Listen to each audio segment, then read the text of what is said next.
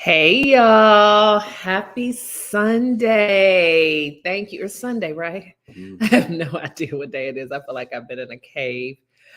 Happy Sunday. It's your girl, Stae, and my wonderful husband. What's your name, dude? Wallace Hall, Dr. Wallace Hall.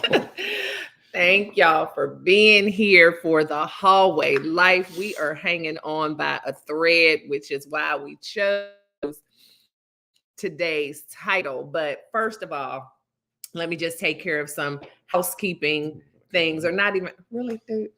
He got to cut his hair, y'all. Some housekeeping things, not even housekeeping, but I just want to introduce us. So I'm Stae Hall. This is my husband, Dr. Wallace Hall. We are both published authors and certified soft skills and emotional intelligence coaches, as well as relationship coaches and all the things. And together we have the Hallway Life, which is one of our books, as well as our podcast and our YouTube channel. And so we like to just come on and talk about soft skills and emotional intelligence, but how it relates as far as your personal relationships and your marriage. And so this week has been a rough one for us because we have both been battling some kind of junk. And I just dropped my Sunday vlog about an hour or so ago. So any of you who saw that vlog, please forgive me, but you understand what we're talking about today because I was low sick. That's a term my husband taught me from the country. Low sick during the entire vlog. This has been something different here. It wasn't COVID. It was I don't know, just kind of some kind of bug going around. And hello, Deborah. Hey, Deborah, thank you for being here. Yeah, some kind of bug going around, and we know several people that have it and have been just, I don't know, like say, I think someone posted, I think my sister posted, whatever this is, got a hold of me, or someone posted that. Yeah, no, it wasn't your sister. That was Tia Cole. She was like, whatever has got a hold of her body. So, yeah. But a lot of people have just been posting. I have no idea. Some people are like, oh, I think it's allergies. And at first I thought it was the Wegovy. So y'all know I've been on my Wegovy journey. And there was one person's Wegovy journey video I was watching that talked about, hey, how are you? You Den in the house. I've been in the house. Yeah. Oh, yo, Den in the house. Okay. I'm like, my reading, you take care of the reading. But what was I going to say? What was I saying? I got sidetracked. I don't know. I just been feeling bad. But I was watching somebody's Wegovy journey, and they had said they got like cold-like symptoms a couple of days into it. And so I thought maybe that was it. But then Wallace got sick. So I'm like, no, because if it was a side effect from Wegovy, it wouldn't have been contagious. And I was talking about in my, I remember Dennis Holmes because I got the ITP messed up last time. Yes. Thank you for being here. I appreciate you. But Wallace got sick, and I was talking about it in my vlog. I had got my feelings hurt the first night I was sick because Wallace had built up a barrier in the bed between our heads, like we was in the sick ward, and it hurt my feelings. I was like, why are you acting like I'm contagious? And he was like, well, you might be. And I was like, oh my gosh. And and then he ended up getting sick. But that's why we figured today would be a good day to talk about in sickness and in health, because that's a real thing, right? So whether you said actual marital vows or not, whether you are, if you don't believe in marriage, but if you're in a seriously committed relationship, you live together or whatever, some sort of sickness is bound to happen, some more serious than others. But when you get sick, it's like, it's a different, a different aspect of your relationships, because people's personalities change when they get sick. And, sometimes they're not as easy to deal with when they get sick. And you're not necessarily, hey, Elvin, and you're not necessarily dealing with that same jovial, happy person when they get sick. And so with us both being under the weather this week. No, it wasn't COVID. No, it wasn't COVID. I've never had COVID. I'm like the only one in the family who's never had COVID. And that's the thing. Wallace got COVID pretty bad. And I nursed him back to health. just knew I was going to end up getting it because, you know, I was around him. He slept in the guest room, but I still every day, all day back and forth with him. And I still never got it. And so I don't know what the deal is. The kids have had COVID. Everybody's had COVID except for me and Lux, the puppy. So yeah, but it wasn't COVID. We know that for a fact, but yeah, it's just that learning how to I got you. deal with each other.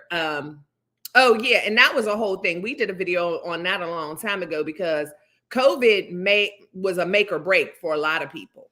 And so this kind of stuff can be too. And so we just thought that it was important to talk about because you can't throw the baby away. Hey, Ruby, thank you for tuning in. You can't throw the baby away with the bathwater. So we just wanted to talk about things to expect and how to handle it, whether one person is sick or the other person's sick. I handle it a lot better when Wallace is just sick, meaning like I don't want him to be sick, but I think I'm pretty good at taking care of him. Like I don't have the best bedside manner, but I'll let you speak on it, babe.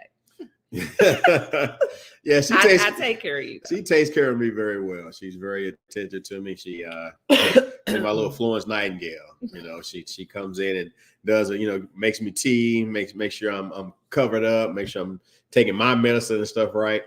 So YouTuber chat. She takes very good care of me. Now on the flip side, she's not a very good patient.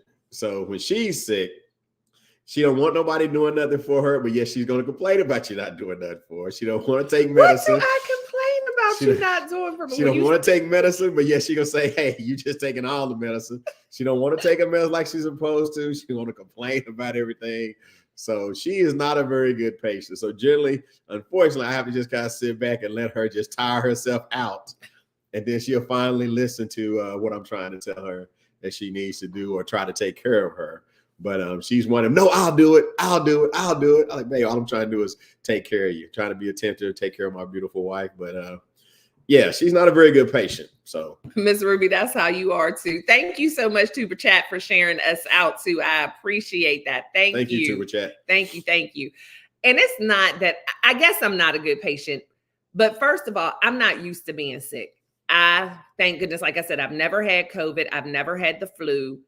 And I get like seasonal colds maybe every other year. It's not a regular thing for me. But when I do get sick, it hits me hard. And I have the nerve to let it tick me off as if, hey, living out loud, how was fishing yesterday?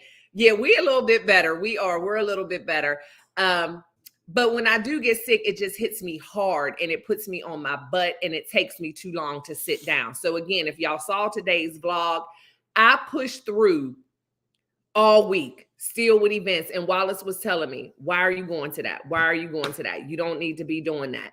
And I'm, keeping up with all my meetings. I don't like to cancel things. If I cancel it, then that means I need to reschedule. And then that's going to bog down the next week. And so I end up making myself sicker. And like, I'm the person, the couple of times when I have had to have a surgery or whatever in my life, I always end up back in the hospital because of something I've done moving too quick. And so, but I can say all these things now, but I still really haven't learned my lesson because every single time I end up doing the same thing. And so I know that these things probably wouldn't hit me so hard if I would nip it in the bud. And he has his whole thing that he calls blitzing. I don't like to take medicine, but tell him what you do while as soon as you start feeling bad. Real quick, I just want to say, Tuber Chat, thank you so much for being here. I think what you do is amazing. We've sat and watched you many times and just want to thank you for continuing to push everybody, help everybody achieve their YouTube journey. Thank you so much. Yeah, really that is a really awesome community. Definitely. And speaking of that, I don't think Tim is here, who is my admin, but I'm going to drop the link in the chat because y'all know, in case anybody wants to join us up here and has any insight on the topic. Y'all know I don't mind y'all joining. Of course, you're always welcome.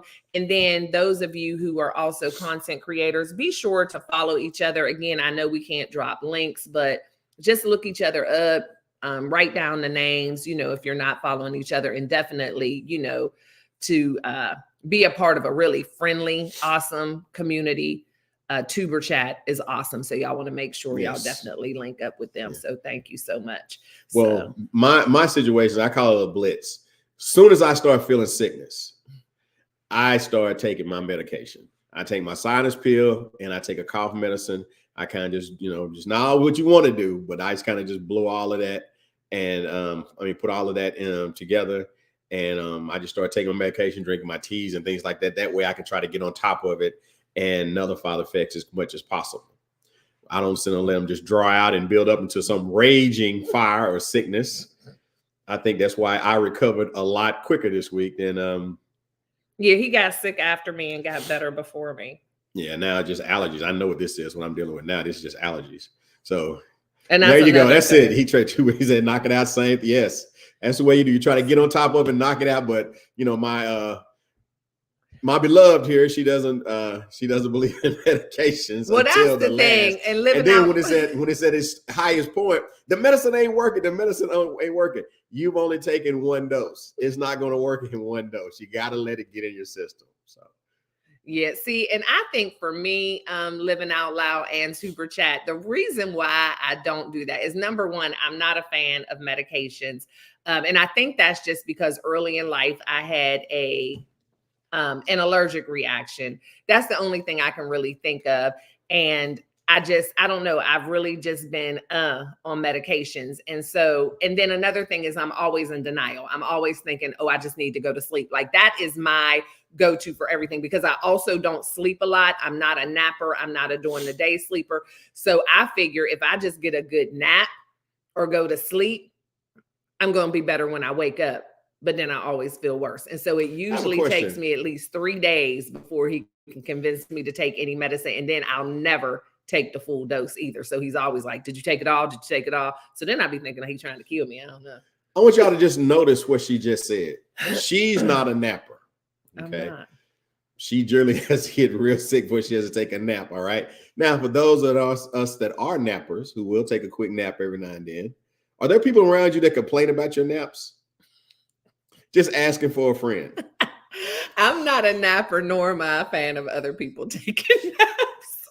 I just think you're supposed to be up, no sleep till Brooklyn, but you buy all these over-the-counter stuff. Well, I don't like even keep medicine in the house. Now, Wallace, he got everything. He got a drawer like I stay ready. Lenny and I got plenty. He opened it up what you got for whatever ails you. Yeah.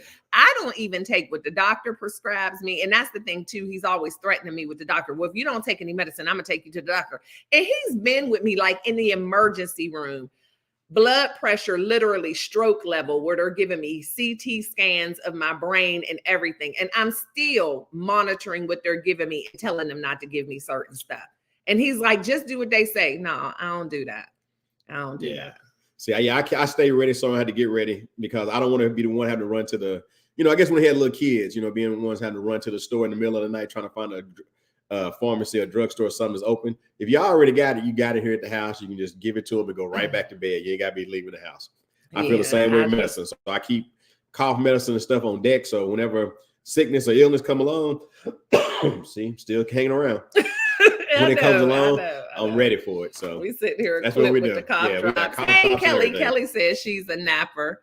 Oh my gosh. Yeah. And Wallace likes to take naps, but yeah, see, I research everything too, Miss Ruby. I research everything because it's like it's the stuff in the small print, like all that stuff they be seeing real fast at the end of the thing. That's why like even with this whole Wegovy journey, Wallace said to me when I was taking the Wegovy, what did you say about my research? When I was watching all the videos, you were like, I have never seen anybody research something. Yeah, because I don't really know what she's trying to get them to say, because to me, once you get like, that you're call a second opinion or even a third opinion, once you get to the 10th or 12th, 10th or 12th person saying something about them, like, what are you looking for them to say? Tell them about when I first got the Wegovy and I found out that it had to be refrigerated. Yeah, when she first got prescribed, that wasn't the Wegovy, that was the Ozempic. The Ozempic, yeah. Yeah, when she first got prescribed it, this was last year, I guess. Well, we brought it home, we set it on the counter. Then didn't immediately refrigerate it. I took it upstairs. We took it upstairs to go read the pamphlet. To read the pamphlet, to do some more research on it. And we left it out in the middle of the night. She thought about it, that it had been out, and started reading the package again and started saying it had to be supposed to be refrigerated.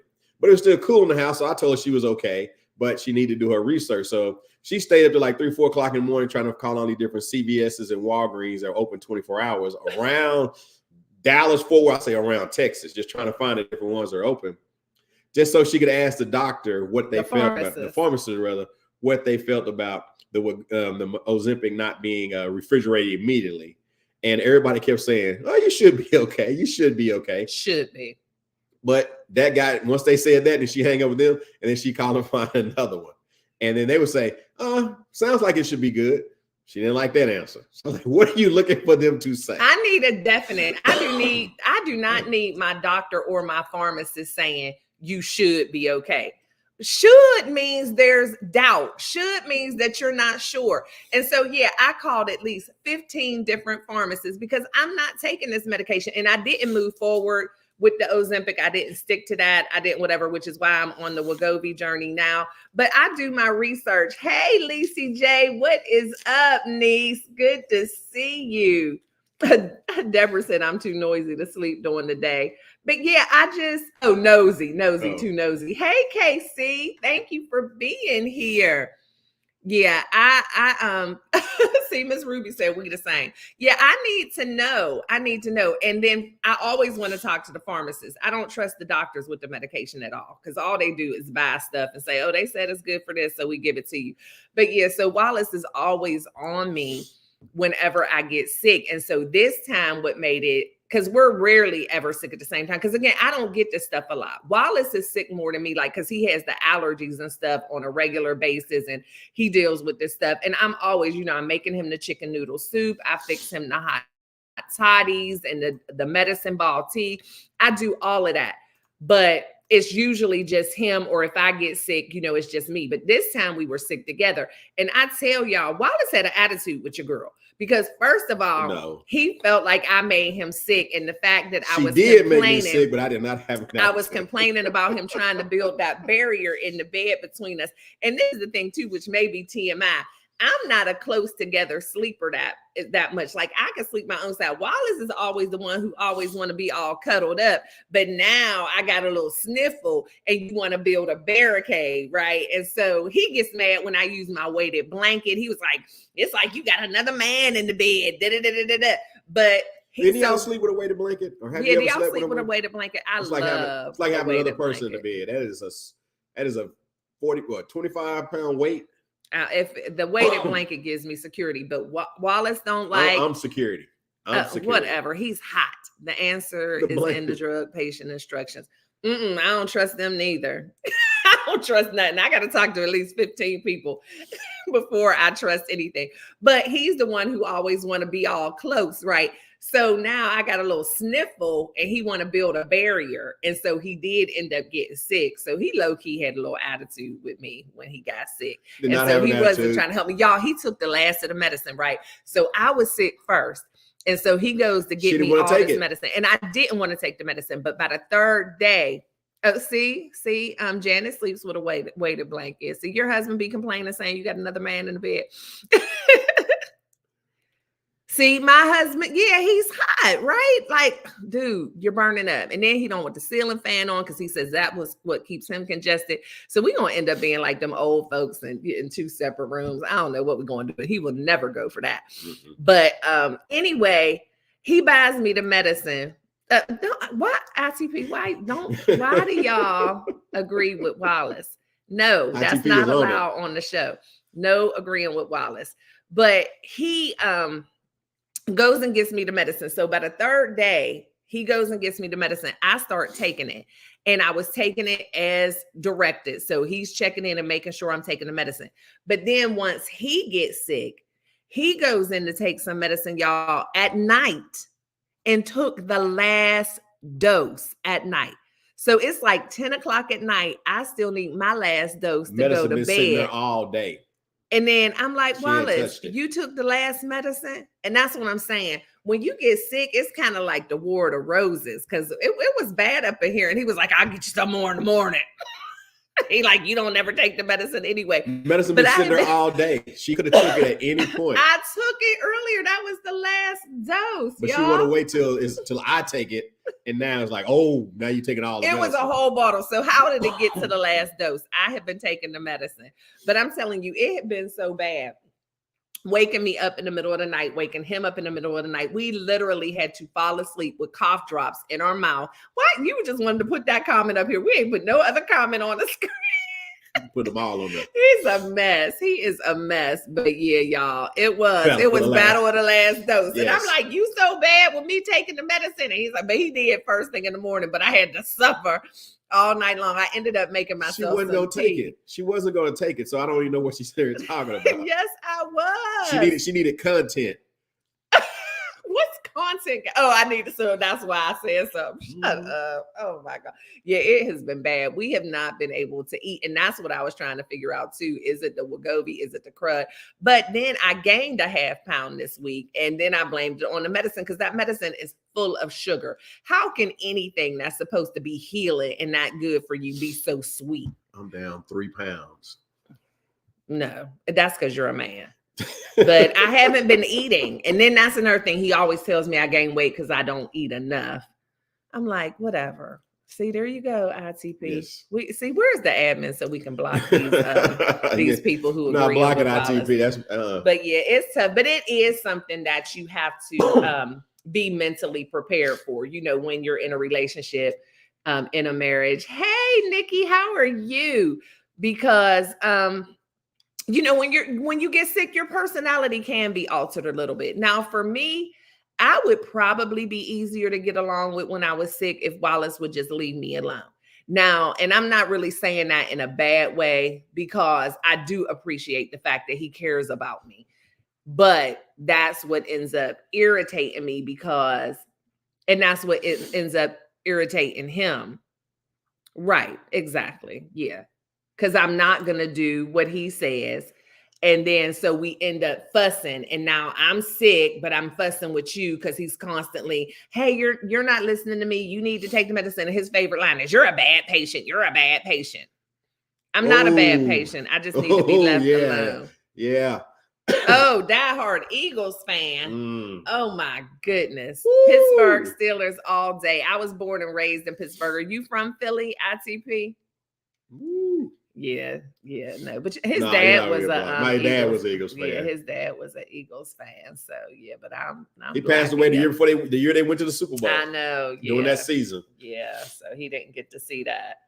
But no, he passed away. Well, that season, yeah. But anyway, so yeah, it was rough around here for a few days. We was just, I mean, and the thing is, I still have this, and I travel. Well, you didn't win the Super Bowl. Let me say that. I travel. Well, he passed away the year before they won. I mean, because the game goes into the next year, Super Bowl. But that's the season, though. Right. So that season, yeah. That's why I was saying not that year, but that season, yeah. But anyway, I travel Saturday, so I'm like, oh goodness. Oh yeah, Wallace's Cowboys. He claims that the Steelers are his second team. I don't even know what that means. How do you AFC, NFC? I don't really understand what the problem is. But yeah, born and raised in Philly. Yeah, I can't be mad at you. My cousin Adam Walker. Ravens. Adam Walker played for the Steelers. That's my cousin. I mean, not the Steelers, for Philly for, I think, one season. And then he went to the 49ers. That's who he got a Super Bowl with, was the 49ers, not Philly. Hey, Tim, thank you so much for being here. Nikki's a Raven fan, but again, she's in Maryland, so I can't be mad. When you repping your home team, hey, that's fine. That's fine. I'm not a Ravens fan at all. You know, we got some kind of a little bit of rivalry with Baltimore and Pittsburgh, but yeah, it was rough. How was your experience this week, babe? It was an experience. That's the best way I can tell you. I don't like being sick. Like she was saying, I kind of deal with allergies throughout the year, seasonal allergies and things like that. So I'm already dealing with that. But when the cold kind of comes along or something, it kind of hits me a little hard. So it's a little different, you know, and she being upset that I was putting the barrier because I was trying to avoid this. But it was making her. You were going to get sick anyway. He put the barrier up and it did. It made me feel like he thought I was icky. Like, oh, let me stay away from you. Like I had the cooties. And the thing is, we sleep. But she knew the reason I was doing it. But we sleeping in the same bed, in the same house, breathing the same air. Dude, you was going to get sick whether you put that barrier up or not. But Tim say he live in Delaware, but I'm sorry, Tim. For both of those. The New York Giants. Oh, okay, Miss Ruby's in Maryland too. You see Lisa J, she said, but she from Philly too, right, Lisa? I know you're in ATL, but aren't you from Philly? Because I thought we was both Pennsylvania. I'm sorry, Tim, for both of those. But yeah, we no reason at all. But yeah, I do think that it's a conversation. I don't know if people would be honest about it in the beginning, or even if they're aware. I was honest about how I am when I'm sick. Like Wallace knew how I was when I was sick before we were married, when we were dating. And I knew how he was. Wallace had gotten sick while we were dating. I don't think we've ever shared that story. We should share that story. Yeah. Okay, so but again, we were honest. So Wallace knew how I was when I was sick. He also knew that I didn't have the greatest bedside manner. But let me tell y'all a story when we were dating. We weren't even engaged yet. And so we were engaged. Mm-hmm. Okay. So anyway, Wallace had, what happened first? During the summer when we got back from Virginia Beach, I was having a shortness of breath. And it's one of those things where you walk across the room, and as we sit here every day, we're breathing, and you're not really conscious of your breathing, you're just breathing. But it was one of those days where I would walk across the room, and I know that I'm breathing all of a sudden, but I hear myself breathing, and it's like you have that thing. You're like, why do I know I'm breathing? This is kind of out of the normal, and I could tell that I was kind of laboring a little bit to breathe. And I called my doctor up. And my doctor says, "Hey, you need to go to the hospital. You go to the hospital and just go to the emergency room, just have them take you out, take a look at you and see what's going on." Before that, yeah, like maybe the day or so before that, he calls me, because we were living separately. We were engaged, but we weren't living in the same house. He called me in the middle of the night. Baloney? Right. He called me in the middle of the night and asked me if he could come to my house. And it wasn't a booty call, y'all. He was sounding horrible. Yeah. And he was like, I'm really not feeling good. This is like the day before. He said, I think I ate something bad. And he lived by himself. His son wasn't at home. I guess he was at his mom's house or a friend's house or whatever. And so he called me like 11, 12 o'clock at night and said, "Hey, I'm really not feeling good. Don't really feel like being by myself. Do you mind if I come sleep at your house?" And I could tell it wasn't no shenanigans, because he sounded horrible. So wasn't no shenanigans, wasn't no booty call. And so I'm like, "Yeah, do you need to go to the doctor?" He's like, "No, I just think I ate something bad." Bad bologna. So yeah, he said I had a sandwich and I think the bologna was bad or whatever, because bachelor, and he always kept hardly anything in his refrigerator. So he said, I made a sandwich when I came home from work and I just think it got me. And so I was like, okay. So he comes over my house in the middle of the night, brings his clothes for work for the next day or whatever. But then when he gets in the bed, he's like propping the pillows up. And mind you, this is the middle of the night. And he's like sitting up to sleep all night. And he's saying he feels like it's acid reflux, whatever. But I'm just like, if you just have acid reflux or you think you ate something bad, like to get up and drive over here in the middle of the night, I'm just like, that just doesn't, I'm like, you must be feeling worse than what you're saying. And so the next day he went to work and he could barely walk across the floor without being out of breath. Yeah. I just feel myself laboring, like saying, tell him I call my doctor and I'm going to the emergency room. And while I was there, they noticed, what was going on. They said I had a fluid buildup in my lungs or something, like my heart wasn't pumping properly. And they need to take some fluid off. And I said, okay, well, now I got to call her and let her know what's going on.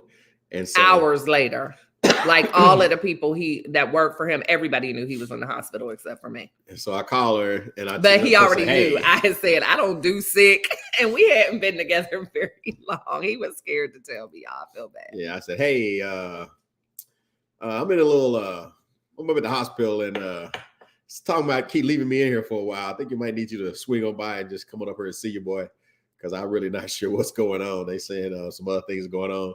And then when I hung the phone up with her, after she got through asking me a million questions that I couldn't answer at the time, I said, well, when you get up here, maybe I'll have some of these questions answered for you. And I asked the nurse that was in the room, I said, when she gets here, please don't leave me in the room with her by myself, because I was not too sure what she's going to do to me, because she had been in the hospital for hours. She was already upset with me from the night before with me saying, hey, it was just some bad baloney.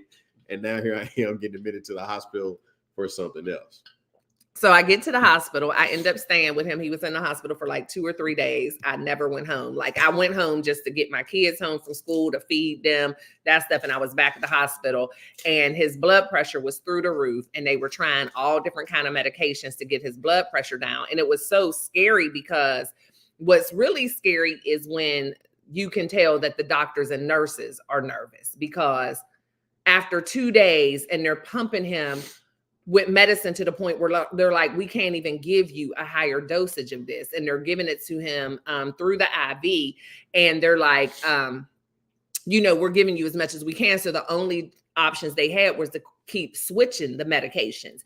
And they're giving him this cocktail of different stuff, and his blood pressure just was not coming down. So finally, after about 3 days, they got him stable.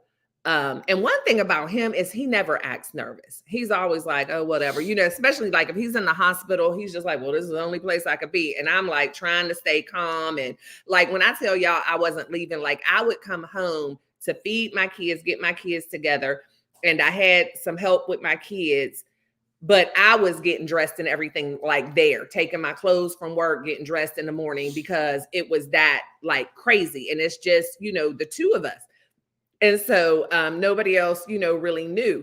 And so anyway, they finally get him stable, and their diagnosis, fluid and stuff kind of came out. Right. So they got the fluid off, got him stable. And then they felt like he had just become like immune to his medications. And so they switched up some of his medications, because that was the only thing they could think of is why, because he was already on blood pressure medications. So that was the only thing they could think of is why it got so bad, because he takes his medication regularly. He's not like me.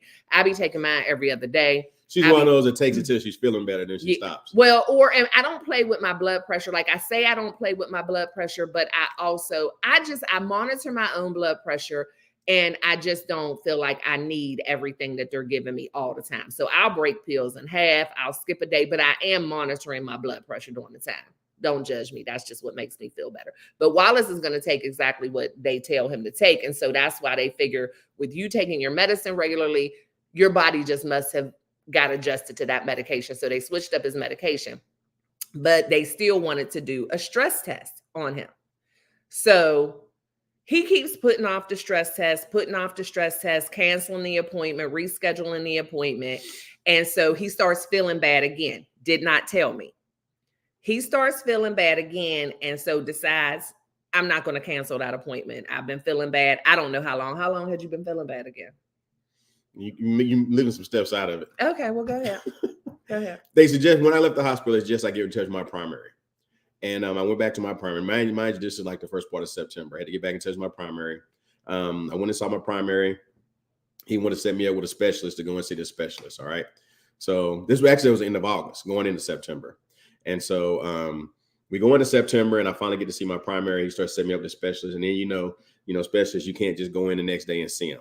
So I had an appointment kind of set a few weeks out, and the specialist office called me, wanted to set it up. And I said, well, let me see, how we can work this out. Give me some options, because I'm in banking. I had a lot of other stuff going on. So I said, let me go back and see what I can do. So it was several dates that kind of popped up, and I finally settled on the date. The date ended up being like the last week of September.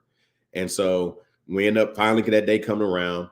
And I go into getting ready to go see him, and I kept postponing the appointment. I mean, that morning, I had some things to do, and I had been feeling better at that time.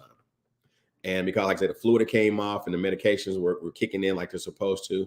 And that morning, I was supposed to go see a specialist. I was just like, my blood pressure's fine. I'm feeling fine. I'm thinking about putting this appointment off. But something just kept telling me, you need to go to the doctor, you need to go see the specialist, Go ahead and see him. And if you cancel this appointment, you may not get back in to see him till after the first of the year. So I said, okay, let me go on in. So I go in and I see the specialist that morning. And turns out my blood pressure, for some reason, now I had checked it that morning. It was regular. But when I got in to see the specialist, it was high. And he was saying, you're a new patient, everything like that. I suggest we go in and we do angioplasty just to kind of see, so I can get some baseline tests so I know where we're at. And I said, okay, let's go ahead and do that. Let's see. I said, how soon can we schedule it? He goes, give me a week. And we end up scheduling for October 7th. I'll never forget that date. October 7th, which happens to be my brother's birthday. But go to church that Sunday. I preach a message that Sunday. And then that I think it was that Monday. Yeah, it had to be that Monday. I talked, hey, I didn't go into the doctor. No, he calls me because again, I need a ride. We're still not married. So he calls me and says, hey, I have a doctor's appointment tomorrow or whatever, and I'm going to take the day off, and it shouldn't be any, it shouldn't take long. And so tomorrow's supposed to be a nice day. Are you able to clear your calendar? Because, they said somebody needs to drive me or whatever. But I just figured we can just make it a day. Like my doctor's appointment is early. We can go to the doctor's appointment and then maybe we can go catch something to eat, go to the park, do whatever and just make a day out of it, because we both had really, really busy schedules. The kids were still young. I had my business and I was working at the time, and he, worked full time. So for us just to get a full day, especially during the week when the kids were at school, that didn't happen. So I was like, okay, I can move some things around. And so he made it seem like it wasn't that big of a deal. He never told me we were going for an angioplasty, I don't think, until we got there. We're just going to get some stuff checked out. So we get there. She's so wonderful and nice and sweet at the time. I took my laptop because that's when I was a realtor as well. Yeah. So I took my laptop with me because I was working on some deals with real estate. Yeah, they take me back to do my thing, do their little thing on me, and I'll let you just kind of pick it up from there, because the next thing I wake up. Yeah. Okay. So, and Miss Ruby, I wanted to address that. It could very well be your medicine. And my oldest son has asthma, and I know it can definitely happen with asthma medications, because they actually did it where they would switch between 2 different medicine regimens every other year. And so they would automatically switch him back and forth. And even my youngest son with his allergy medicine, which he just takes over the counter, but they have him switch it. From 1 year, they like for him to take Claritin, and then the next season they want him to take what's the other one with the Z? Zyrtec. So he switches back and forth. So that's the thing. If you have any type of chronic illness where you take regular medication and you're starting to get bad symptoms again, a lot of times we have to bring this stuff up to the doctors and say, have I been on this too long? Is there any chance my body could be getting immune? And instead of them upping the dosage, sometimes we just need to switch to something different. So Ms. Ruby, that can definitely be it. But anyway, I go with him on this appointment. He does not tell me it's an angioplasty. He's like, oh, they just want to check some things out. And I could swear he told me it was a stress test. And so I'm like, okay, yeah, it's a stress test. Now I know stress tests, you just get on the treadmill, whatever. I'm not thinking anything major. Y'all, I go to this doctor's appointment. I got my laptop. I'm sitting out there in the little waiting area waiting on him. And I'm thinking, yeah, we get ready to go to the park. We get ready to, do whatever we were going to do that day. Because I remember it was a really nice day in October. And so I'm sitting out there with my laptop. And the next thing you know, a whole doctor comes up to me, like in scrubs from head to toe, little mask hanging around his neck, and says, are you Stae? And I'm like, yes. And he's like, okay, can you come back here with me? And I'm thinking, oh my gosh, what in the world is going on? And so I guess he sees me, I'm packing up my stuff, because I have my laptop and stuff. And then he just grabs me by my arm and walks me back to his little office or whatever and has me sit down. And he's like, and then he said, don't cry, for whatever reason. I don't know how I looked. He was like, don't cry. He knew how she felt about it. But Wallace is on his way to surgery. I'm like, surgery? We was just coming for a stress test. Like he fall off the treadmill. Like I didn't understand what he meant. And he's like, well, we found a blockage, a 99% blockage to the main artery of his heart that we typically call the widowmaker. And so good thing he came in today. Now, this is October 7th. They said if he had not come in today, there was a very good chance he would not have made it to Christmas. So great, y'all are here. I'm going to take care of it. He's going to be fine. I'm like, what? And he's like, yeah, it's going to be fine.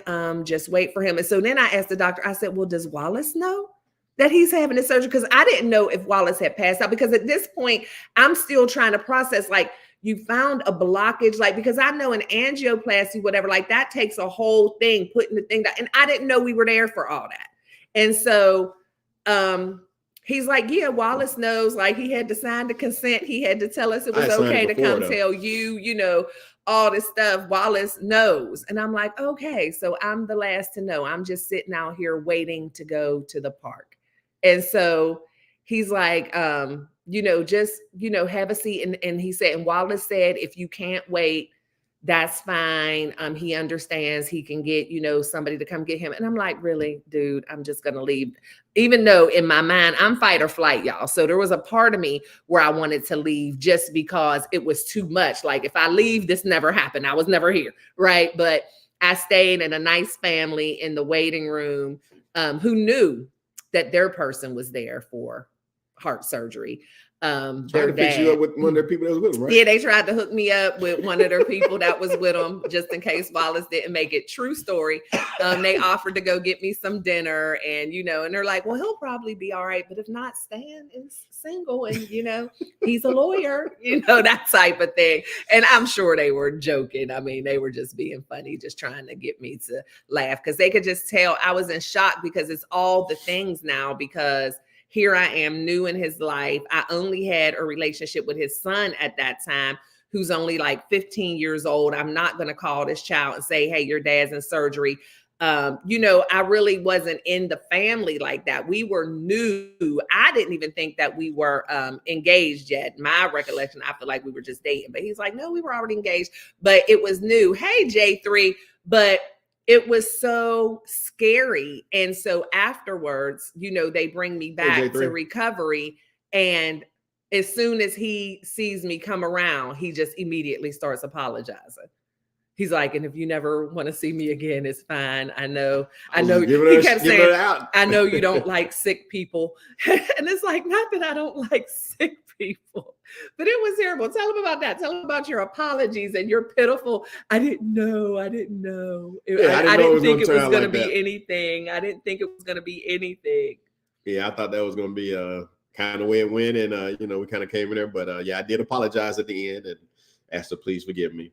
But if she didn't want to be, you know, stick around for this amazing ride that she's been on, whatever, she was able to, you know. Y'all, a 99% blockage in the main artery to his heart. It was crazy. It was crazy. Have you ever thought about how the situation would have been different if you knew ahead of time? Yeah, I mean, I have. And the thing is, I had already... She might not be sitting there, Lisa J. I don't know. I was kidding. No, it was just the thing. First of all, I would have been on him sooner had I realized like all of these symptoms and different things.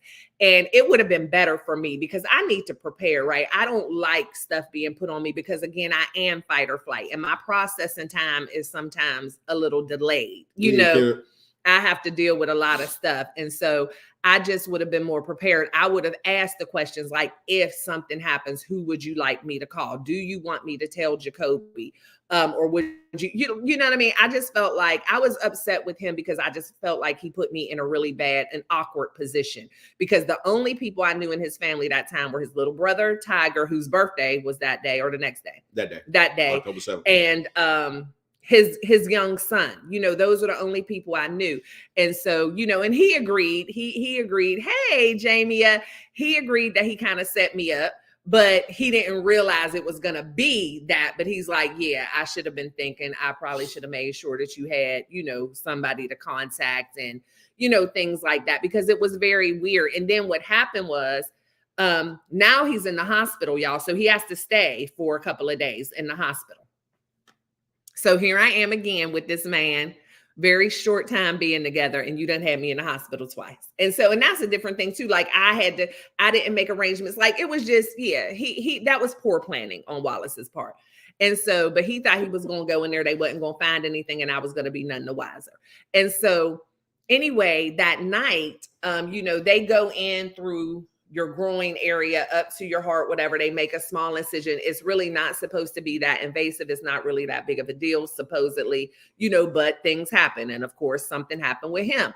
So we are finally falling asleep. It's the middle of the night. I can't even say it's the middle of the night. I don't remember. It was dark outside, but we were exhausted. And so I'm in the chair.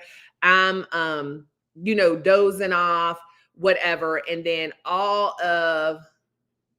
next thing you know, there's all these buzzers and bells and sirens and everything going off. The lights are all going on in the room and people are rushing into the room. All of his vital signs has started to tank, and they, of course, are alerted at the nurse station. So they come in with the whole crash team, prepared to revive him or whatever, and find out that the incision they made, I guess he had moved some kind of way because he was being so stubborn. You have to lay flat on your back and not move. And that's the thing. Wallace will try to act like he's a good patient, but he's not. He gets very easily agitated when he's not comfortable. And so they're telling him, you have to lay flat on your back because they had not completely closed the incision, whatever. What? The thing was that they didn't want to Look, stitch I'm mad at you already. They didn't want to stitch it. They wanted to allow it to. It was just close like that itself. suture, right? And I was trying to tell him that wasn't comfortable for me to just sit there and be still. I could not lay still. It was impossible for me to lay still like that. And in order for that to heal itself like that. No, he's gonna tell them I can't. So he's supposed to be laying there, and so he's like, I'm not comfortable. My back is hurting. My back is hurting. So they're trying to bring an extra mattress because those hospital beds are not that comfortable. So they're trying to do everything. Well, yeah, a mattress pad to make him comfortable. But this man is gonna get comfortable because one thing he don't play about his sleep. So he ends up bleeding out pretty much. I mean, blood pouring to the point where, again, his vitals are tanking. His blood pressure is dropping. His heart rate is going. It's sending out all the signals. There were like 10 people running in that room. It was a stretch. And so anyway, they literally had to put pressure on it to try to stop the bleeding before they could even address it. And it took them so long to get it to slow down. They were having to take turns. Like, I have my hand on it, one of the nurses putting pressure, and she was doing it so long, her hands were getting numb. So another nurse had to come over and put her hand on top and let her slide her hand out so that they could keep the pressure on there, because they couldn't even risk letting it, loose for a second. And then they have me at the head of his bed talking to him to try to keep him awake. And do y'all know this man didn't want to stay awake? He's like, just let me sleep. Let me sleep. I'm trying to tell you, I was on the best sleep. It was just some of the most peaceful sleep. And I'm like, peaceful sleep, dude, you were dying. That's what that's called. Well, I'm like, you were seeing the light. And he's like, babe, it was just some of the most peaceful sleep. Like, I just felt so good, so calm. And so they're just telling me, talk to him. Crazy. It was so crazy. Kenneth, oh, wow. I hate to hear that about your mom, because that was definitely not a fun time. Scary indeed. Scary. Any of y'all who have experienced anything like that. I mean, and even with that, and I know at that point he was kind of incoherent, but I was getting so mad at him because I'm like, babe, keep your eyes open, talk to me. And he was just like, I just want to go to sleep. And then telling him, just turn out the light. And I'm like, oh my gosh, don't go to the light. Don't go to the light. It was terrible. Unfortunately, this is hitting too close to home for me. Sorry. Oh, I'm so sorry. I'm sorry, Jamie. I apologize. I definitely do. I apologize. But yeah, it was it was terrible. It was terrible. But that was the thing. Like, that was a big test in our relationship. Early on. But that was one of the things that let me know that we could deal with whatever. We were definitely meant to be, because that was hard for me. But he's right here. Through that, I ended up helping him lose 50 pounds. Yes. And so I wish we had the before and after. Find the before and after on your phone. You got your phone. 50 pounds. And that's when I was training for the marathon. And so, my nerves were shot. I was training for the marathon, and I was on a ketogenic lifestyle. Wallace ate real bad, y'all. He did. He was a big fast food person. And even though I cooked at home. What did you tell me all the time? Yeah, he didn't want to eat anything that wasn't thrown at him through somebody's window. And so, yeah, I feel so bad, Jamie. And I didn't even know this was going to go there. And I didn't think about it being triggering for anybody. So please charge it to my head, not to my heart, because I definitely don't ever want anybody to feel any kind of way being on our lives. Just trying to share our experiences. And, you know, they're not all great, but it did turn out much better than it could have, because it was definitely scary. But through that, we were able to change our eating habits. I already had good eating habits, but Wallace never, like, he wasn't into fresh vegetables. Can y'all see? That says before and after. So yeah, we got to work. We found some things that, we found some things that he would do physically, because he wasn't really big, like, into running, because I was running at the time. And so he found out, which he had no idea, that he likes to ride bikes. And so he got to the point where he would ride the bike like 25 miles. And so he would ride the bike while I would run. And then, we would walk miles and miles together. We ended up getting the gym upstairs, and he got a lot better with his eating. It was like pulling teeth in the beginning. And he told me that, he was like, you still fighting the little fat kid inside of me, because he loves, his sweets, the peach cobbler and, bread and potatoes and all the things that are the worst for that kind of thing. Yeah, I used to be one of those people that always had to have dessert, no matter when I ate or, through thank the week you, or Nikki. whatnot. Thank you. I had to have dessert, but now, it's not like that now. Now, just occasionally. You know, but so I do it definitely in moderation and just occasionally. Now I'm the one every other who month can't lose no weight. And that's the thing, the difference in men and women. But yeah, he does so much better. I still have to force him on the vegetables sometimes, because he will pick out stuff and whatever. But clearly, so much better. Money's the best. He was able to canned vegetables. But he was able to have a lot of his medications, which was good. And so, we've been good. So now we're mainly dealing with me. And so, and mine is mainly just my age and just trying to get to know my body again. So even in all this story has me. Yeah, it was crazy, RJ, crazy. Oh, Nikki said, great job. Thank you, Wallace. Nikki. Yeah, it's just, hey, Shawnee, safe travels. Looks like y'all had a great time. Safe travels. And thank you for listening, letting us keep you company on the road.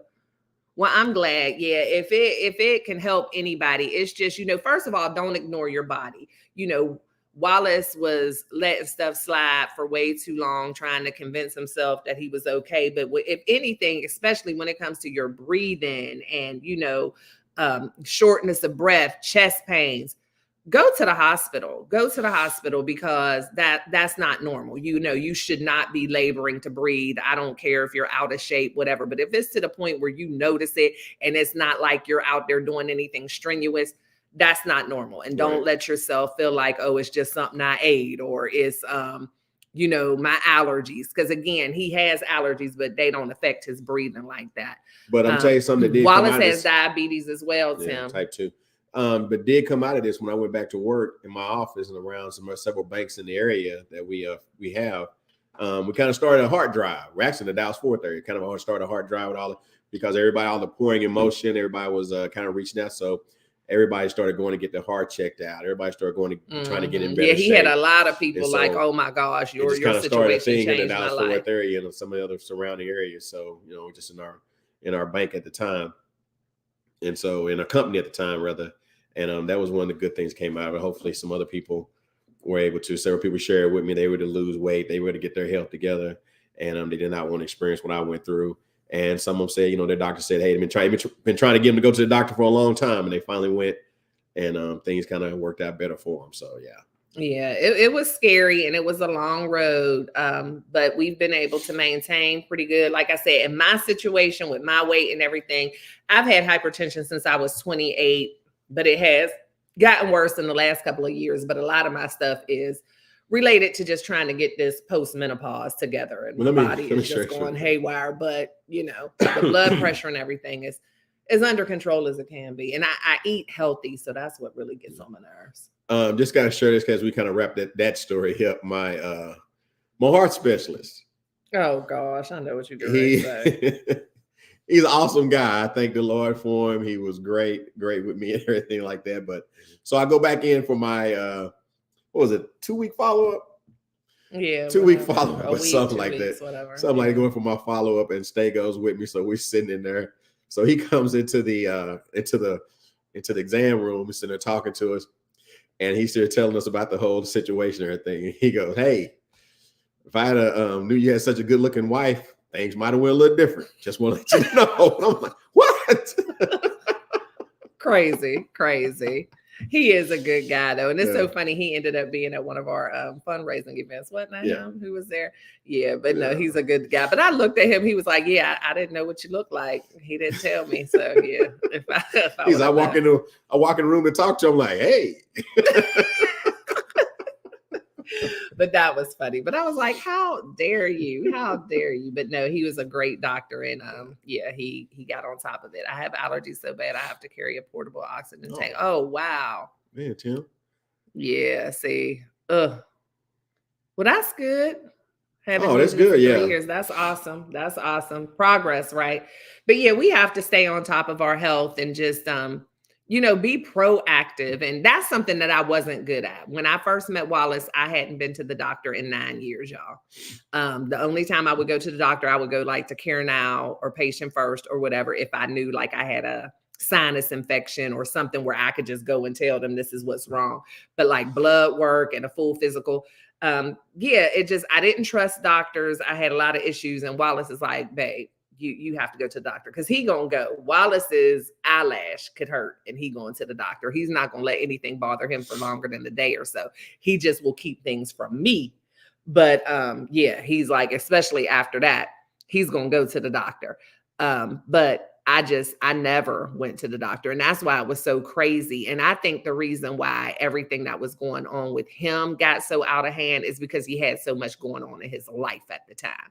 Because typically that's not him. He's going to go check on himself, but he just had a lot. That was like a really, really crazy year for him. And so I think that's why that got out of hand, because that's not typically how Wallace is. But me, I don't go to the doctor, but I do now. And so, Wallace got me, but I was so mad at him because he convinced me to go do all the things. I needed to get a mammogram. I needed a colonoscopy. But then, of course, I go get my first mammogram. They find something. And so then I have to end up getting a biopsy. So I was so mad at him. I was like, "Why did you make me go get this mammogram?" And so then I had to go through that whole process. And I've been through it a couple times, but thank God each time the biopsy has come back. But I was right benign. there with him. But yeah, and of course he was, but it was just that I always just try to protect myself from the anxiety. I just, the anxiety was just too much. Let's see. But doctors told me to keep, you definitely want to be, again, proactive, because you never know. That's true. It is hard to get it back once you start accepting that insurance for it. Yeah, Wallace gonna go to the doctor. But I'm glad he got me to go, because he's like, "Okay, you mad at me because I had you to go get a mammogram and they found something, but it was benign. But had you never went," because definitely whenever they find something, even if it's benign, there's always a chance that if they don't find it and remove it, it can turn into something worse. So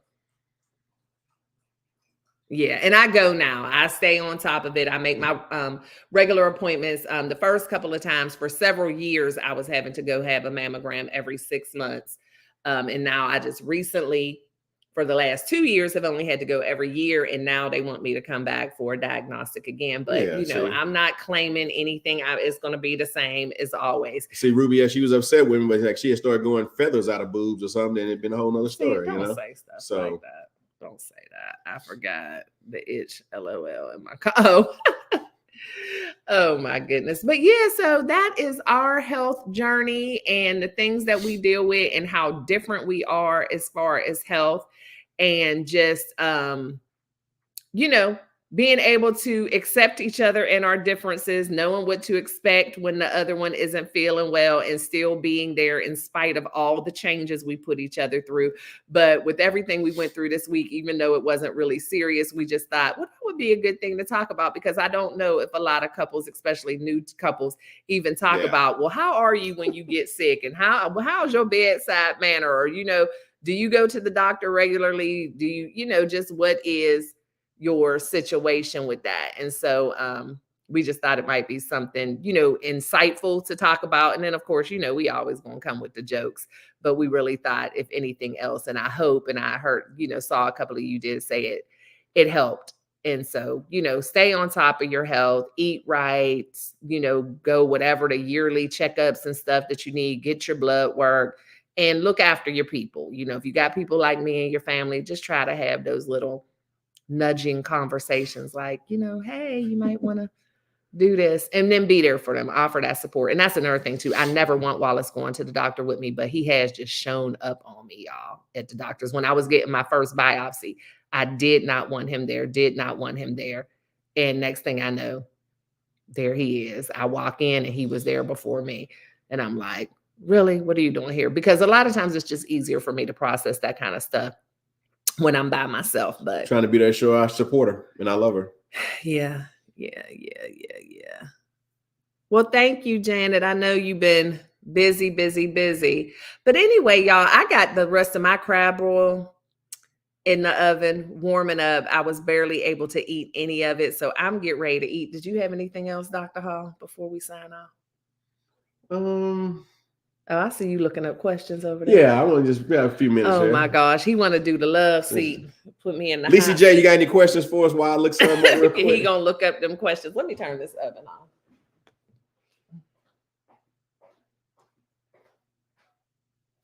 Let me see.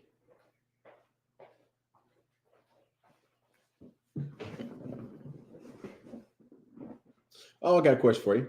Have you ever read a book that changed your life? The Love Seat. You're right, Lisa J. You got any questions for the Love Seat? Have you ever read a book that changed your life? Yeah, I talked about it the other day, but my stuff, I'm not all sentimental and sappy. So mine was the book, Never Eat Alone.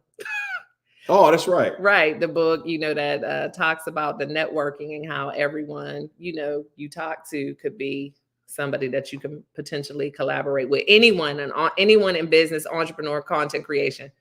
Read Never Eat Alone. All right. What about you? And the Bible. Oh yeah, the Bible. Bible, number one. Number one. I have, I've been a big reader of books over the years. Up until that point when I found out you could read books. In high school, it was just a matter of I read books only because I had to, because that was what the assignment was. When you found out you could read books, just when I found out you could, with no law or anything against you just reading them just to read them. I think Napoleon Hill was probably several of Napoleon Hill books have been big. Let me see. We talk about success stories and things like that. I'm just kind of escaping my mind right now. I don't know if you picked a question. I know. It's just You're welcome, Nikki. Thank you for being here. I know, right, Janet? It was getting ready to be some fire and brimstone, but I caught it. I know we talked about Who Moved My Cheese. That was real good. When I was first started getting in business and entrepreneurship. Who Moved My Cheese was real good. It helped me understand that, hey, you don't have to sit in one spot. You can just move around. Just because business is like this today, it's not going to be like this tomorrow. Right. So you got to stay prepared with that. So yeah. I like Lacey J's question because that is major for me. How does your life compare to how you imagine your life growing up? My life is nothing like I thought it would be growing up. When I was growing up, I thought that I was going to be like this independent powerhouse woman who took Manhattan by storm. I was going to be either a powerhouse attorney or some type of journalist. Like there was all these things I wanted to do, and none of them involved a husband and children. I used to always say, like, I've always really loved fashion and clothes and design. So I would always joke and say, I'm going to have a huge wedding, but I'm not getting married. Like I'm going to have this huge wedding and I'm just going to marry myself, marry my career, and I'm going to live in Manhattan and I'm going to do all the things. I don't do anything like Dennis Rodman, but if he married himself, then yeah. But I was going to do that. And I just, did not feel like I had the nurturing spirit to be a mother.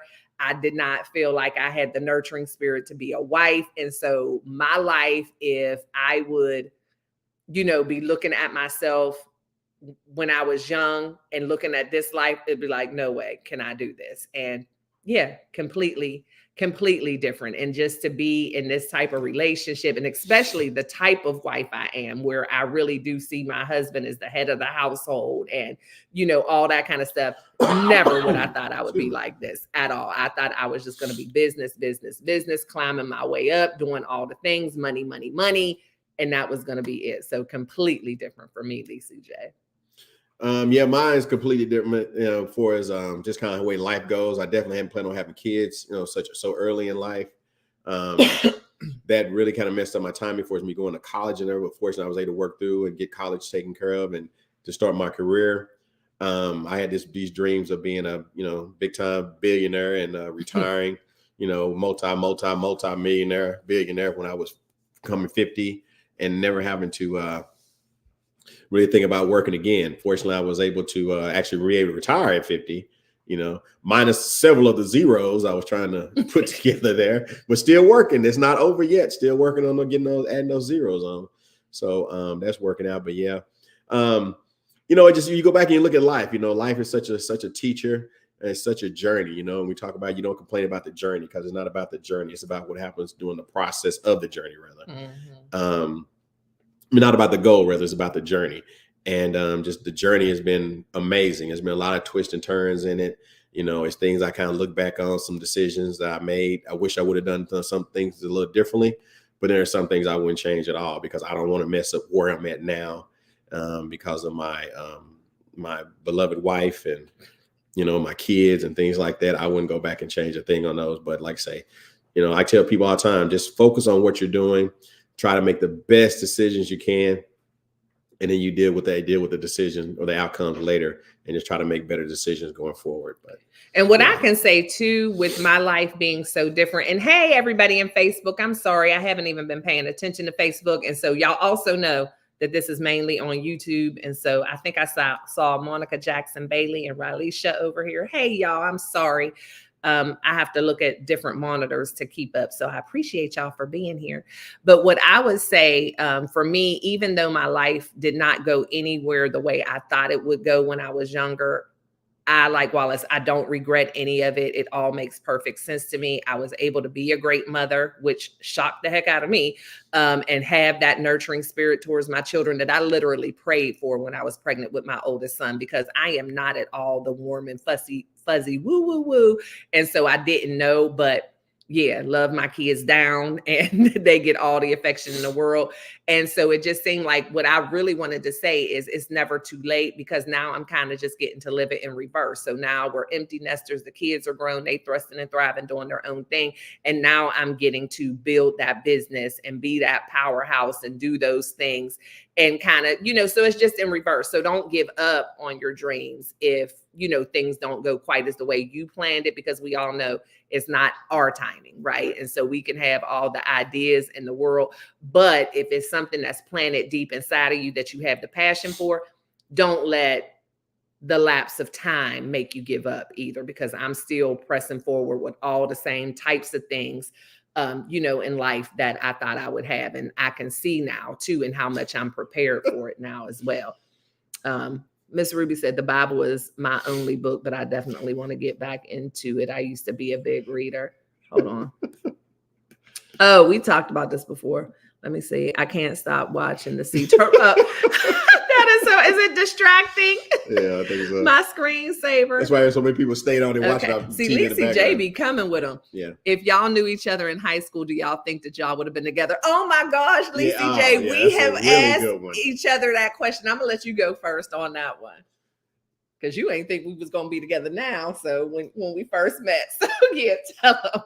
I have to say it like this. I really don't know, because timing is everything. I had to be a certain way. Stae had to be a certain way for this, because when excuse me, when we say personalities and things had to kind of line up, I don't know, because I was a different person then, she was a different person then, and when we share stories of how we were then, I don't know, I think we would have clashed in a lot of ways. Yeah, we both be like, probably not, because I have said before, just because of the whole timing thing and that we met later in life, of course, the way we've been able to join forces and come together and build these businesses and do stuff, and how a lot of what we wanted to do earlier in life, we had to kind of put on the back burner. We're like, dang, if we would have met, back in high school or college, man, just imagine where we'd be now. But then we start talking about it. We're like, yeah, we probably wouldn't even be speaking now if we would have met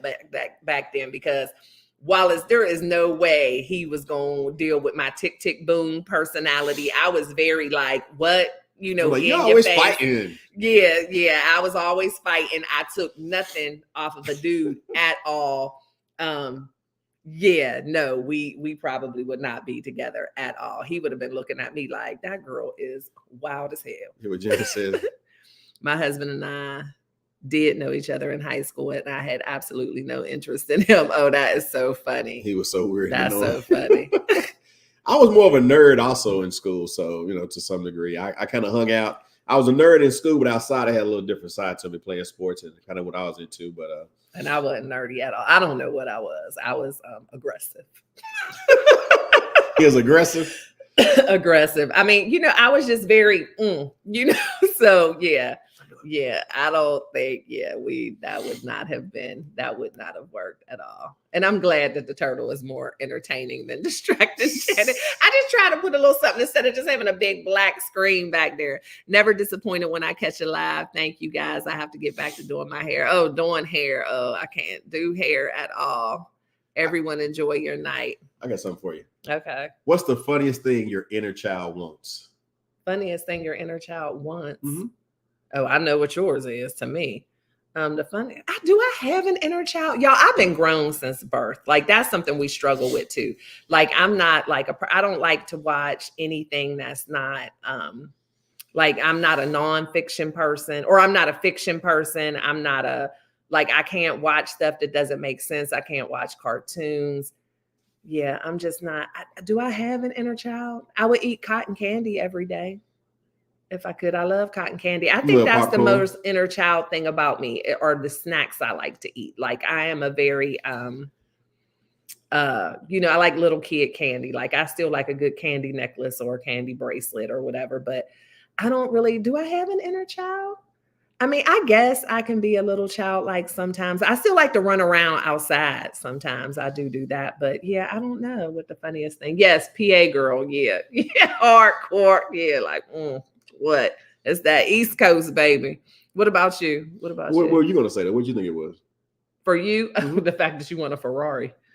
That's inner child to me. The fact that we ended up opening a whole trucking business and owning 2 18-wheelers because he's wanted to own an 18-wheeler since he was a little boy. He has some expensive inner child. 3 had 5, so yeah. Yeah. He you do have an inner child. She's just buried. But I don't even think I was a child when I was a child. I think I was born grown. No, my inner child, I guess I like those, just some things, just some days, you just feel like just reminiscing and going back. My inner child is more or less like, I still like car rides, I watch a cartoon every now and then. I did still like amusement parks until I was in my 30s. Yeah. I'll catch a good Bugs Bunny or something every once in a while. Scooby-Doo. That's probably one of my biggest things. And I can't do that. I didn't watch that stuff when I was a kid. Like, I was not a cartoon person. A bowl of cereal. Well, let's say I had a bowl of cereal. Now, I can't eat Fruit Loops and that stuff, because that stuff take my sugar way up. But a good bowl of Honey Nut Cheerios and some almond milk, I can sit and watch that. I don't know. I don't sit on the floor Indian style in front of TV anymore, but I could definitely do that. See, and I can't eat no cereal. Right. See, Lisa J said you invented podcasts. Yes, definitely. Oh, yeah.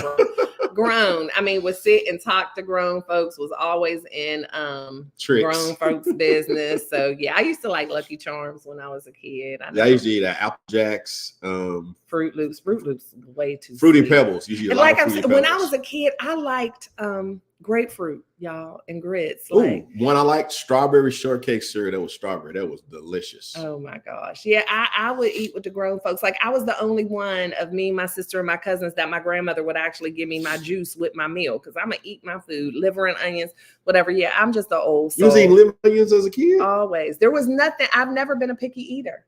Ever. The only thing I can ever remember not liking, which I do like now, is sauerkraut. I wouldn't eat sauerkraut when my mom made it, and I never liked beets. Yes. I never liked beets. So never like what? Beets. Oh yeah. Beets or sauerkraut. Like, that's the only stuff I don't eat. Do they still have cartoons on Saturday morning? I don't know, Tim.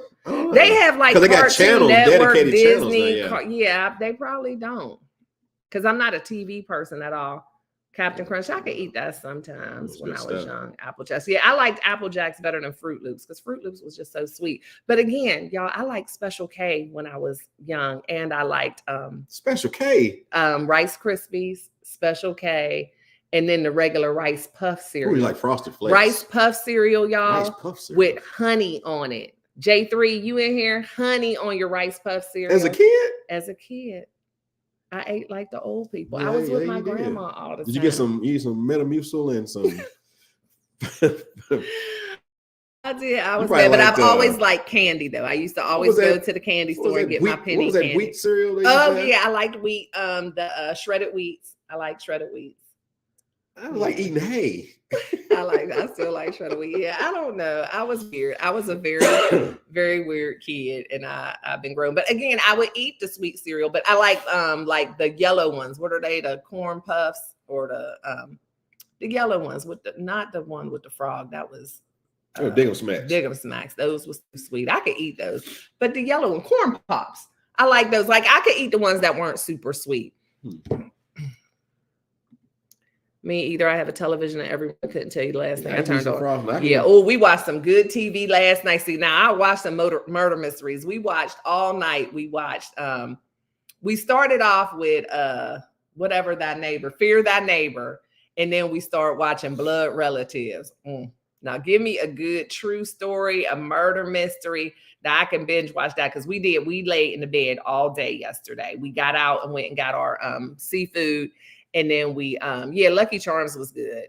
I like Lucky Charms too, Kenneth, because it wasn't super sweet. The marshmallows were sweet, but yeah, see, and I like those. But eating hay, yeah, I was eating hay.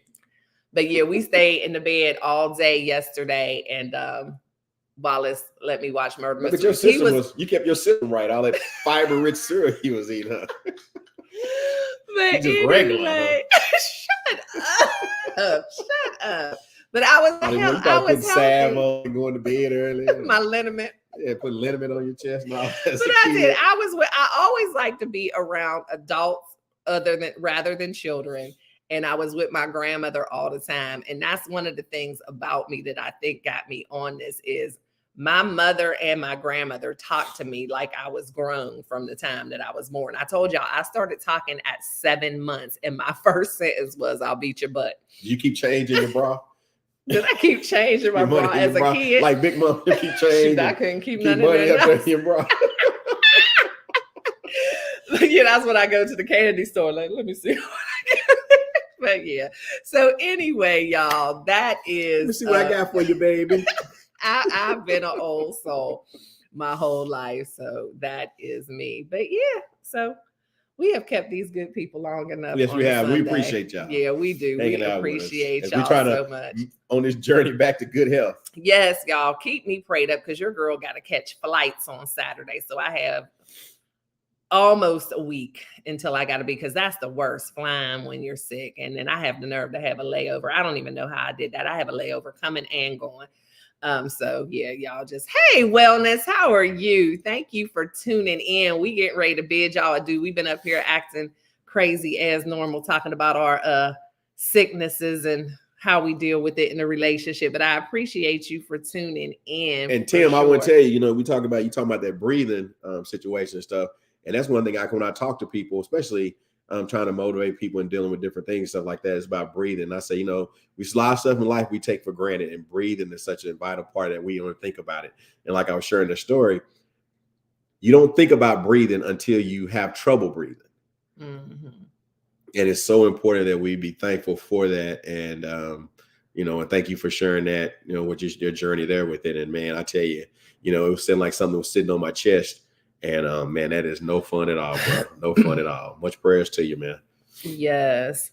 You're welcome, Nisi Poo. You are welcome. And we are on the mend. I'm getting ready to eat this food. Lisa J. We gotta hook up. We gotta hook up with Lisa J. We do. Lisa J and Lachey. Those are my girls. But we appreciate y'all. We are not going to keep y'all any longer. I keep saying that. And then Wallace keeps saying something else because, Wallace be talking. But I'm like, these people about tired of us today.